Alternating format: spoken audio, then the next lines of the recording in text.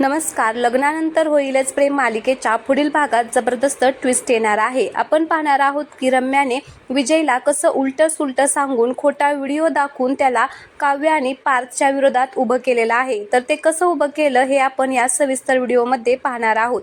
आपल्याला माहिती आहे की काव्याने आणि पार्थने मिळून रम्याचा व्हिडिओ केलेला असतो, ज्यामध्ये रम्या बोललेली आहे की लग्न केलं तर फक्त पार्थ बरोबरच करील. आता मग काव्या विजयला फोन करते आणि विजयला सांगते की मी तुम्हाला असं काही पाठवलेलं आहे, त्याच्यामुळे तुमचे डोळे नक्कीच उघडतील. तर विजय तिकडून म्हणतो की काय पाठवलेलं आहे. तर काव्या म्हणत असते की मी तुम्हाला एक ऑडिओ पाठवलेला आहे, तर तो नक्की पहा. विजय म्हणत असतो की बरं पाहतो, काय पाठवले ते. तर काव्या म्हणत असते की तुमच्या होणाऱ्या बायकोने माझ्या नवऱ्याला एकांतात बोलवलं होतं आणि ती त्याच्याशी एकांतात भेटून काय बोललेली आहे हे सगळं रेकॉर्डिंग केलेलं आहे. खूपच जबरदस्त रेकॉर्डिंग आहे आणि ते माझ्याच नवऱ्याने केलेलं आहे, तर नक्की ऐका, तुम्हाला छान वाटेल. आता विजय इकडे एकदम रागामध्येच बघत असतो. तर विजय ते रेकॉर्डिंग ऐकतो आणि मग त्याच्या पायाखालची जमीनच सरकते.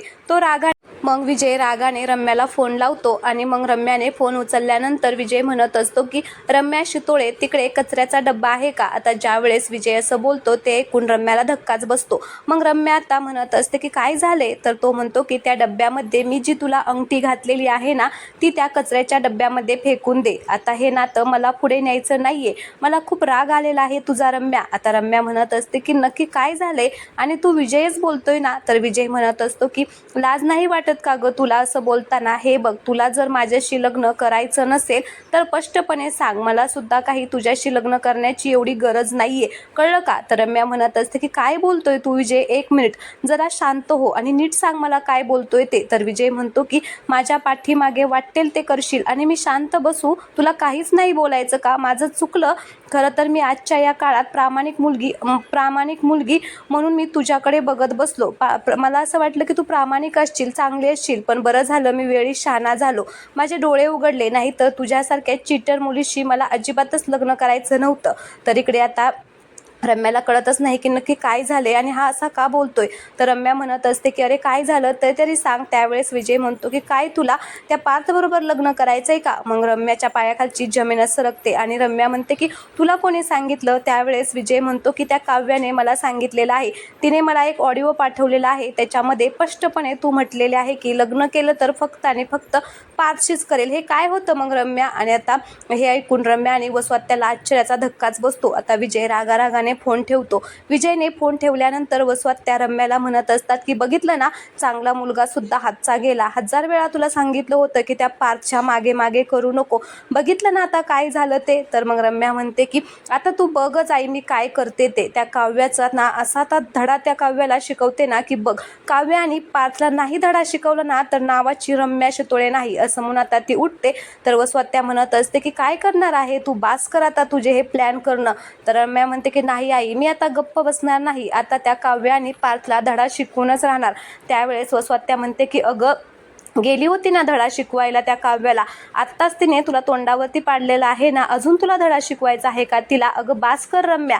पण रम्या काही गप्प बसायला तयारच नाही. रम्या म्हणते की आई, एकदा चूक झाली म्हणून सारखी चूक होणार नाही. आता चांगले दिवस त्या काव्याचे आहेत, पण हळूहळू माझे सुद्धा चांगले दिवस येतील. हळूहळू कशाला, उद्याच माझा चांगला दिवस येणार आहे आणि तू बघच आता त्या काव्याची मी कशी जिरवते ते. तिने माझं विजयला रेकॉर्डिंग ऐकवलंय ना, तिने माझं नाव विजयला सांगितलेलं आहे ना. आता बघ, विजयचं आणि पार्थचं असं भांडण लावते ना की बघ, विजयला त्यांच्या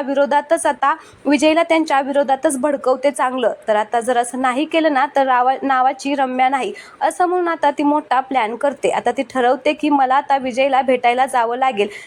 मग ती खोटा व्हिडिओ बनवते, ज्यामध्ये आता काहीही रेकॉर्डिंग केलेलं असतं आणि मग ते रेकॉर्डिंग ती विजयला नेऊन दाखवते आणि रडत रडत नाटक करत विजयला म्हणत असते की ऐक, हे तुला खरंच वाटत होतं ना की मी तसं बोललेली आहे विजय, मग हे रेकॉर्डिंग ऐक.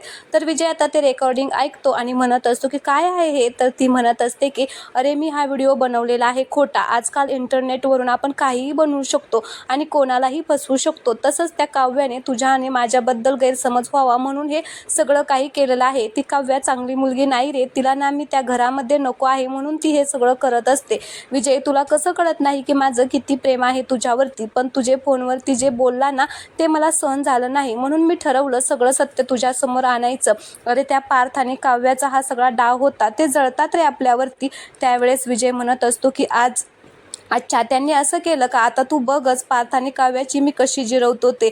आता ते दोघे जण आनंदाने आईस्क्रीम खात असतात. तर आता विजय बरोबर आता रम्या खूपच प्रेमाचं नाटक करत असते. विजय मात्र बिचारा खरंच तिच्यावरती प्रेम करत असतो, पण ती विजयला फसवत आहे हे त्याला अजून तरी माहिती नाहीये, पण लवकरच त्याला ते समजेल. पण प्रेक्षकांनो, आपल्याला सध्या इथे विजय चांगला वाटतोय, पण तो आतून कसा आहे हे सुद्धा आपल्याला माहिती नाहीये. कदाचित तो सुद्धा रम्याला फसवत असू शकतो, पण हे पुढे आपण पाहणार आहोत. रम्या आणि विजय आता गप्पा मारत कॉफी वगैरे घेतात. रम्या विजयला काव्य आणि पार्थबद्दल खूप काही सांगते चुकीचं, आणि मग आता रम्या घरी आधी जाते, जे आपण पुढे पाहिलेलंच आहे की घरी गेल्यानंतर पाठीमागून विजय येतो, आणि ज्यावेळेस विजय घरी येतो त्यावेळेस आता त्या दोघांमध्ये चांगलं जोरदार भांडण होतं, पार्थ आणि विजयमध्ये.